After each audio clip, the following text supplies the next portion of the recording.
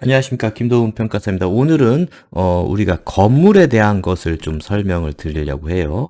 자, 건물은 우리가 크게 두 가지 건물로 생각해 보시면 돼요. 일반적으로 토지 플러스 건물로 이루어진 건물과 구분 건물이라는 것으로 이제 구분할 수가 있습니다. 자, 토지 플러스 건물은 토지도 따로, 건물도 따로인 관계예요. 근데 구분 건물은 우리가 대표적으로 볼 수 있는 아파트 같은 경우에는 토지를 공동으로 같이 소유하면서 그 지상에 있는 건물의 소유권자들이 지분별로 소유하고 있는 거죠. 자, 같은 건물이라고 하더라도 토지 건물 따로 일반 건물이라고 하면은 토지 소유자 따로 건물 소유자 따로 이렇게 나눠질 수가 있습니다. 자, 그럼 건물을 우리가 바라본다, 건물에 대한 특성을 바라본다라고 했을 때는 건물에서는 제일 기본적인 관계인 권리 관계에 대한 것을 확인해야 되겠죠. 이 권리 관계에 대한 것은 이제 등기부 등본, 등기를 확인해야 되는 거고요. 그 다음에 공법 관계에 대한 것을 확인해야 됩니다. 자, 이거는 이제 일명 우리가 통칭 대장이라고 하는데, 이 건축물 대장 뭐 이런 것들을 확인해야 됩니다. 아까 말씀드린 대로 그냥 단독의 건물이다라고 하면은 그냥 건축물 대장 이렇게 하나만 있어요. 건축물 대장. 자, 그런데 구분 건물이다라고 하면은, 구분 건물은 여러분들 아파트 단지를 보시면 이 아파트 단지에 한 동만 있지 않고 여러 동이 나눠져 있는 경우들이 많이 있잖아요. 그래서 그 다음에 이 한 건물 안에서도 개별 호들이 쭉 나눠져 있습니다. 그래서 일반적인 단독 건물과 달리 대장도 달리 구분되어 있어요. 그래서 여기서는 총괄표제부라는 것이 있습니다. 자, 총괄표제부라는 것은 뭐냐면은 이 아파트 단지에 A동, B동, C동, 1동, 2동, 3동, 4동 이런 것들에 대한 설명을 넣은 게 총괄표제부예요. 그 다음에 표제부라는 게 있습니다. 표제부라는 건 내가 살고 있는 일동이다라고 하면 일동 전체에 대한 내용을 다루게 있는 게 표제부입니다. 자, 그 다음에 우리가 제일 중요한 거는 일동 중에 내가 여기에 살고 있다라고 하면은 이제 전유부라는 것이 실질적으로 나한테 영향을 미치는 부분입니다. 자, 그래서 우리가 건물을 본다, 건물이 단독 건물이다라고 하면 건축물 대장상의 하나를 통해서 확인하면 되는데, 구분 건물이다라고 하면은 이 세 가지 사항들을 기본적으로 확인하는 게 필수 절차다라고 이해하시면 돼요. 등기는 당연히 들어갔고요. 다음으로 이제 대장으로 들어갔을 때는 대장에서는 우리가 이제 건축물 대장이라는 것이 있고요. 그 다음에 현황도라는 게 있어요. 현황도.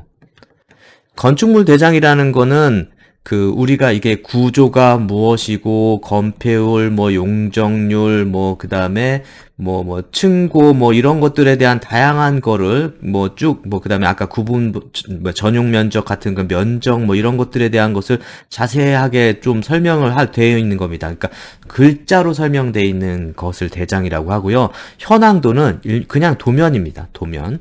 자, 도면인데, 여러분들이, 일반 건물인 경우, 일반 건물, 그냥 단독 건물일 때와, 그 다음에 구분 건물일 때 조금 주의할 포커스가 좀 달라지는데요.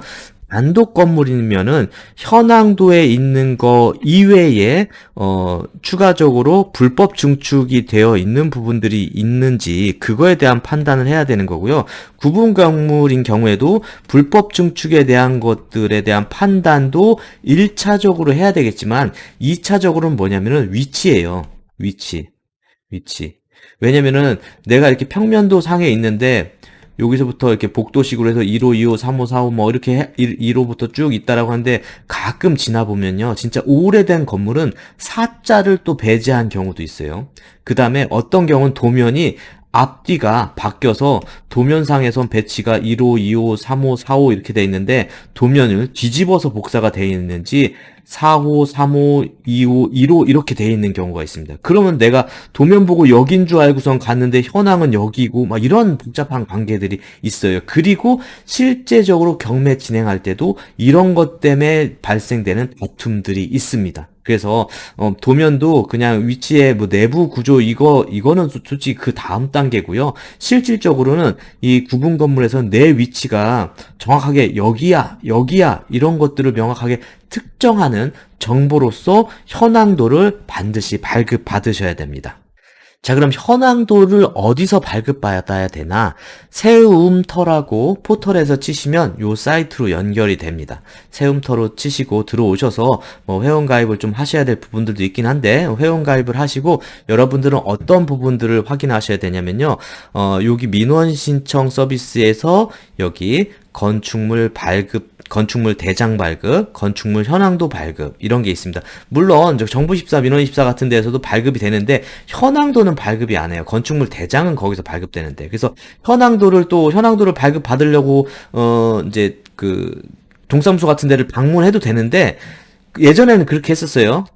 저희도 평가 업무 하기 전에 현황도 발급받으러만 또 따로 가야 되고 했는데 지금은 다 전산으로 발급이 됩니다. 그래서 여기서 발급이 안 되는 애들이 있긴 한데 그거는 또 해당 지자체에 물어보고 여기도 안 되냐? 거기 가면 되냐? 뭐 이렇게 물어보긴 하면 돼요. 근데 거의 90% 이상 현황도 발급이 여기서 이루어집니다.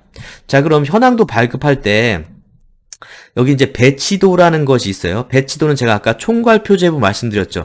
각 건물, 이 동이 1동, 2동, 3동, 4동 쭉 나열되어 있을 때 내 동에 대한 위치를 판단할 때 이제 총괄 표제부인 거고, 아까 말씀드린 대로 1호, 2호, 3호, 4호, 그 다음에 그 부분들에서 어떤 보면은 4호가 빠졌는데 여긴 4호로 표시됐다, 뭐 이런 식의 내 구분 건물 안에서의 내 위치를 특정하고 싶다라고 했을 때는 평면도를 반드시 발급받으셔야 됩니다. 자, 이쪽 사이트에서 설명해준 이제 신청 안내를 간단하게 설명드리면요. 인터넷은 무료입니다. 뭐 이거 열람수수료 100원 때문에 뭐 그건 중요한 건 아닌데 어쨌든 인터넷은 무료기 때문에 여기서 그냥 발급 바로 신청하면 발급이 바로 돼요. 그 다음에 아까 말씀드린 대로 배치도는 이 건물 전체에 1동, 2동, 3동, 4동이 어떻게 되어 있는지 그런 건물들을 판단해 보는 거고, 평면도는 그 한 층 안에서의 내 위치에 대한 판단을 해야 되는 부분입니다. 자, 이게 내 건물이면 당연히 여기 등록할 때 그 공인인증서 등록하면은 내 건물인 경우는 바로 신청이 가능해요. 근데 내 건물이 아니다라고 하면은 이제 저희들이 평가사들이 주로 하는 거는 이제 감정평가 의뢰서를 가지고 신청을 하면 남의 건물이라도 발급을 받을 수가 있어요. 그 다음에 만약 설계 시공하는 사람들은 이런 의뢰서나 계약서를 가지고 신청하실 수 있고, 만약 여러분들이 임차인이라면은 임대차 계약서를 작성함과 동시에 신청을 해서 발급받을 수가 있습니다. 그래서 발급은 아까 말씀드린 대로 어떤 걸 발급받지 1, 2, 3, 4부 중에 이제 배치도 우선 발급해보고, 그 다음에 본인 소유면 당연히 나오겠지만 본인 소유가 아닌 경우에는 이쪽에 들어가서 신청 자격 확인하고 신청 서류를 하면 돼요. 이제 창을 시작하면은 이렇게 주소지 창이 뜹니다. 주소지 창이 뜨는데 여기서 약간의 팁을 말씀드리면요. 여기 지금 평동 234동 뭐 이렇게 있잖아요.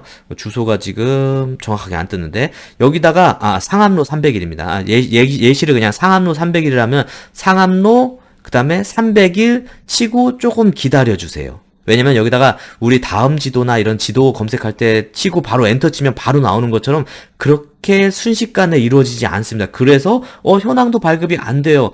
평가사 처음에 뭐 와서 일하시는 분들이 가끔 그런 얘기를 합니다. 현황도 발급이 안 돼요. 근데 그게 뭐냐면 바로 치고 엔터 치니까 안 나올 때가 있어요. 그래서 약간의 이제 운영의 팁인데, 성암로 301 치고 얘가 밑에 주소가 나오는 거를 기다렸다가 밑에 주소가 쭉 나오면 그거를 클릭하시면 됩니다.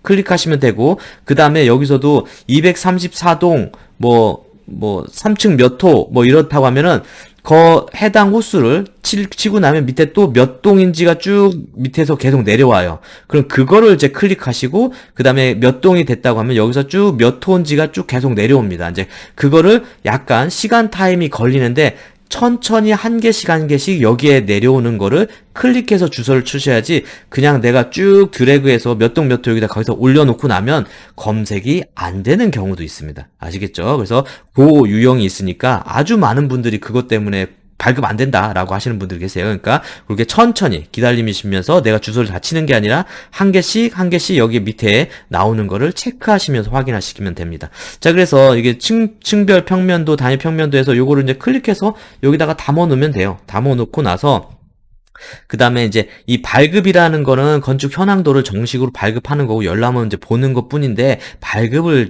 적극적으로 추천드리고요. 발급한다고 했을 때 그 다음에는 신청 자격이 나옵니다. 신청 자격이 본인 건물이면은 따로 서류를 올릴 게 없습니다. 근데 아까 말씀드린 대로 위에서도 임차인이다 뭐 이렇다고 하면은 그 서류에 대한 내가 임대차 계약서 같은 거를 여기다가 추가시켜서 관련 서류들을 올려놓고 신청하기를 누르면 됩니다.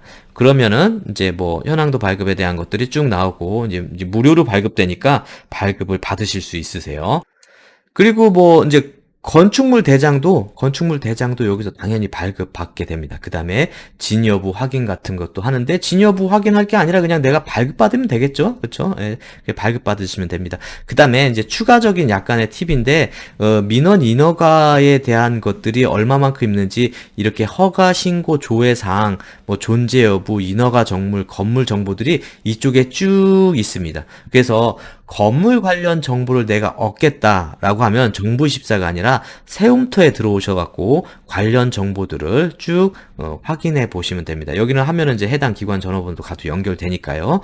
자, 그래서 기초적으로 우리가 건물을 알아야 된다고 했을 때 등기 말고 대장 플러스 평면도, 현황도에 대한 거는 세움터를 이용하시면 된다라고 이렇게 설명드릴 수 있을 것 같습니다. 자, 오늘 수업은 이렇게 마치도록 하겠습니다. 감사합니다.